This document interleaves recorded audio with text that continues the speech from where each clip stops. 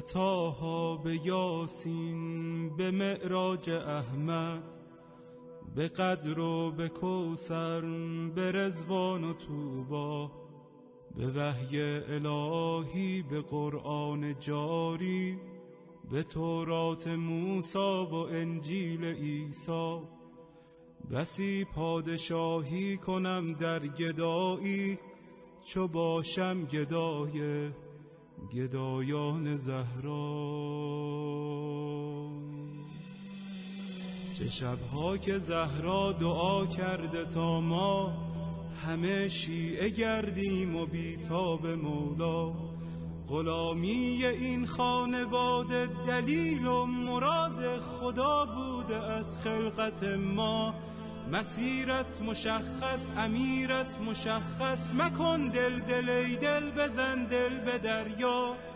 که دنیا طه به یاسین به معراج احمد، به قدر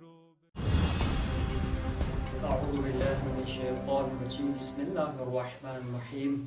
الحمد لله رب العالمین الرحمن الرحیم مالک یوم الدین، والصلاة والسلام علی سید الانبیاء والمرسلین سیدنا مولانا مقتدانا بالقاسم محمد وعلى آله الطيبين الطاهرين المعصومين. اما بعد، فقد قال رسول الله صلی الله علیه و آله وسلم: المهدی رجل من ولدی وجهه ككوكب دري. صلوات محمد و آل محمد. رسول اکرم کی یہ حدیث جس میں رسول نے آنے والے زمانے کے ایک منجی موعود کی طرف اشارہ کیا کہ مہدی من ولدی ان کی نسل سے ہوگا، اس کا چہرہ کوکب دری چمکتے ہوئے چراغ کی طرح ہوگا، روشن اور منور چہرہ ہوگا، اور نہ جانے کتنی حدیثیں اور آیتیں ان کے وجود پہ استدلال کرتی ہیں۔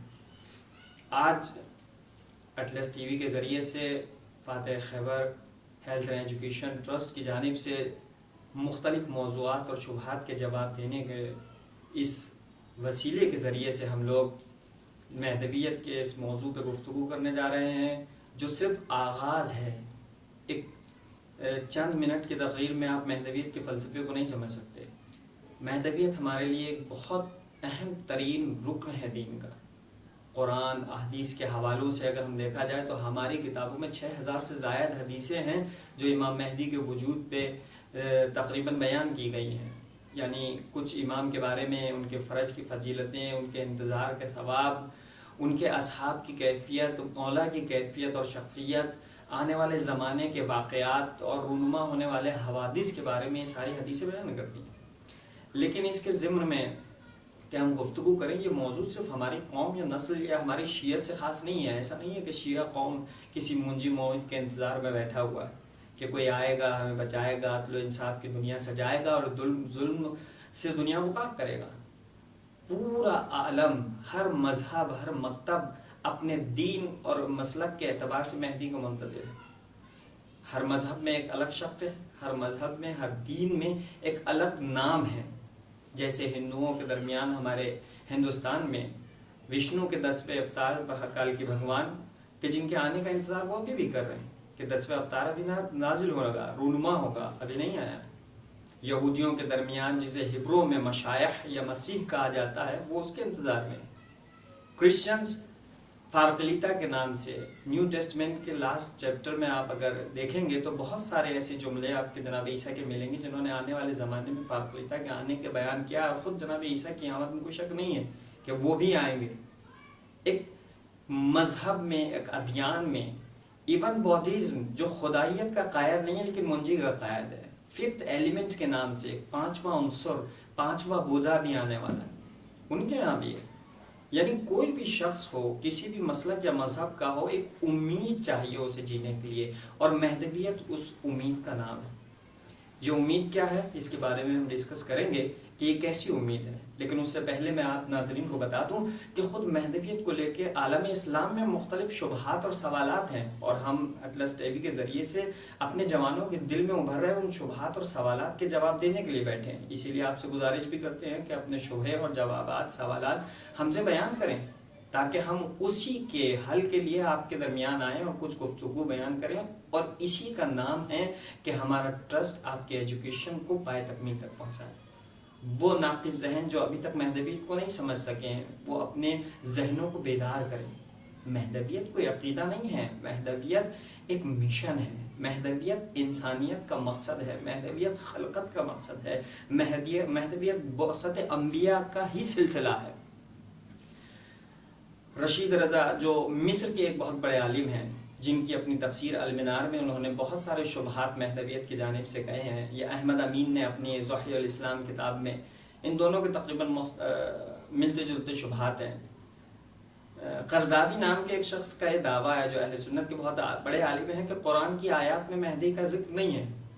میں کہوں گا اس کے شبہے کے جواب میں ہم بہت سی آیات یہ بھی کہہ سکتے ہیں کہ قرآن ایک ایسی کتاب ہے جس نے کلیات بیان کی ہیں، اور اس کتاب کے ساتھ ایک مفسر بھیجا گیا جسے ہم رسول اکرم خاتم النبیین کہتے ہیں، اور اس مفسر کا کام یہ تھا کہ اس قرآن کی آیات کو پڑھنے کے بعد وہ لوگوں تک اس پیغام اور تفسیر کے ذریعے سے پہنچائے، اور رسول نے یہی کیا۔ قرآن نے کہا نماز پڑھو، لیکن کسی آیت نے نہیں بتایا کہ کس وقت میں کتنی رکعت پڑھنی ہے، یہ ہمیں قرآن بتاتا ہے۔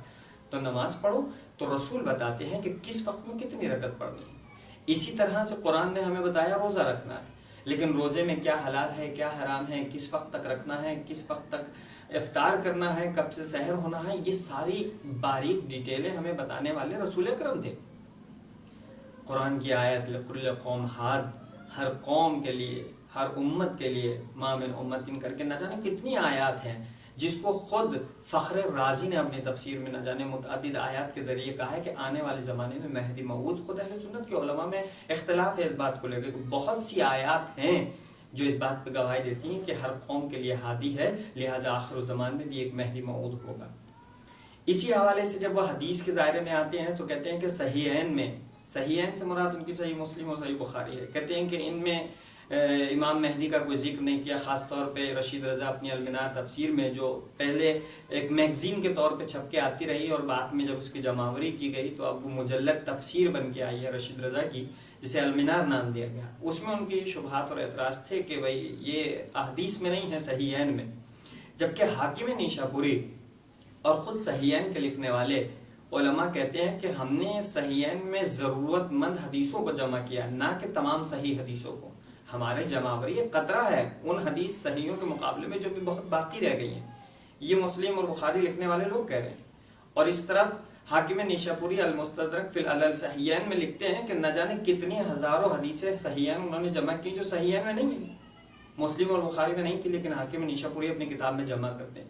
تو یہ کوئی دلیل نہیں ہے کہ اس کتاب میں اگر نہیں ہے تو وہ صحیح نہیں ہے۔ رہی بات سخمہ صحت کی، رشید رضا پھر ایک اعتراض میں کہتے ہیں کچھ حدیثیں ایسی ہیں کہ جو صحت پہ دلالت کرتی ہیں، کچھ ضعیف ہیں، آپس میں تضاد ہے، اختلاف ہے، تو ان اختلافی حدیثوں کا حل نکالنا، احکام کا حل نکالنا متکلمین کا کام نہیں ہے، محدثین کا کام ہے۔ وہ بتائیں گے کہ کون سی روایت صحیح ہے، کون سی ضعیف ہے، اور جب صحت اور ضعف کا مقابلہ کیا جاتا ہے تو نہ جانے کتنی حدیثیں ایسی ہیں جو مہدویت پہ دلالت کرتی ہیں، صحت کے ساتھ ہیں، اور ہم اسی کے پیروکار۔ اسی لیے اہل سنت کے کچھ فرق میں بھی، مذاہب میں بھی جناب امام مہدی کے ظہور کو لے کے اختلاف ہے۔ یہ الگ بات ہے کہ کچھ لوگ ان کو متولد ہوں گے، پیدا ہوں گے آنے والے زمانے میں، قریشی ہوں گے مانتے ہیں، اور کچھ لوگوں کا یہ کہنا ہے کہ نہیں پیدا ہو چکے ہیں، غیبت میں ہیں، وہ الگ میں اختلاف ہے۔ اور بہت سارے اختلافات آتے ہیں، لیکن ہم جس اہم ترین نقطے کی طرف جانا چاہتے ہیں وہ یہ ہے کہ مہدویت اسلام کا اہم ترین رکن ہے۔ انسان دو چیزوں سے بن کے چلا ہے۔ جب وہ پیدا ہوا تھا تو ایک جسم اور روح، جیسے کہ میں نے کہا تھا کہ ہمارا ٹرسٹ ہیلتھ اور ایجوکیشن جب ہم لے کے چلے تھے تو اس سے صحت روح بھی ہماری مراد تھی اور صحت جسم بھی، تعلیم روح بھی مراد تھی اور تعلیم جسم بھی۔ ہم تعلیم جسم کے لیے ماڈرن ایجوکیشن پڑھتے ہیں تاکہ اپنے کام دھندے، بزنس، رزق اور روٹی حاصل کر سکیں، لیکن روحانی ایجوکیشن تمہیں اللہ سے جوڑتی ہے، اور یہی وہ جڑاؤ ہے جو روح تمہارے اندر جس کے لیے رکھی گئی تھی، جو ابدی ہے، جو فنا ہونے والی نہیں ہے اللہ کے حکم کے بغیر۔ جسم ہے جو 50 60 سال 70 سال 80 سال جیتا ہے، ختم ہو جاتا ہے، اس کے ساتھ ساتھ اہم ترین ضرورت ہے روح کی تربیت کی، اور روح کی تربیت کے لیے پروردگار نے جو مقصد خلقت تھا وہ یہی تھا کہ معرفت کرائے اپنی، کن تو کنزن مخفیہ کا کیا مقصد تھا؟ میں پوشیدہ ہوں اپنی معرفت کے لیے. اپنی معرفت کے لیے اس نے نبیوں کو بھیجا، اور جب نبی آئے تو بعثت انبیاء کا جو فلسفہ ہے وہی امام مہدی کا فلسفہ ہے. جو خلقت کا فلسفہ ہے وہی خلقت کا امام مہدی کے وجود کا فلسفہ ہے. اگر اس وقت امت میں کوئی رہبر یا امام ولی یا جانشین و رسول نہ ہو تو مقصد ختم ہو جاتا. تو ہماری کوشش یہ ہے کہ ہم آپ کو پہچنوائیں. نبی جب دنیا میں آتے ہیں تو دو نسبت لے کے آتے ہیں، ایک ظاہری اور باطنی. ظاہری نسبت کے اعتبار سے وہ نبی تھے جو خاتم النبیین کے سردار، جن کی نبوت ختم ہو گئی، لیکن باطنی اعتبار سے وہ ولی تھے، جیسے کہ قرآن نے کہا انما ولیکم اللہ ورسولہ. اور وہ ایسے ولی ہیں کہ جس کا سلسلہ رسول کے بعد ان کے اماموں تک آیا. اور اسی اس سلسلے کا آخری ولی آج بھی ہمارے پاس پردے میں موجود ہے، جس کی امید میں ہم بیٹھے ہیں کہ جب وہ آئے گا دنیا سے ظلم و جور کو ختم کرے گا، عدل و انصاف کی دنیا سے بھرپور ہوگی. اور شاید یہی بات ہے کہ ان کے دونوں کے نام ایک جیسے ہیں، ان کی کنیت ایک جیسی ہے. دونوں کو محمد نام دیا گیا، دونوں کو کنیت دی گئی، تو وہ کنیت ابوالقاسم دی گئی. پروردگار سے دعا کرتے ہیں کہ جس کے انتظار میں ہم بیٹھے ہیں اس کے ظہور میں تعجیل فرما. اور آنے والے انہی شبہات کو حل کرنے کے لیے ہمارے جوانوں سے گزارش ہے کہ اپنے سوال ہم تک بھیجیں، ہم اس کے جوابات دیں گے. وآخر دعوانا الحمدللہ رب العالمین.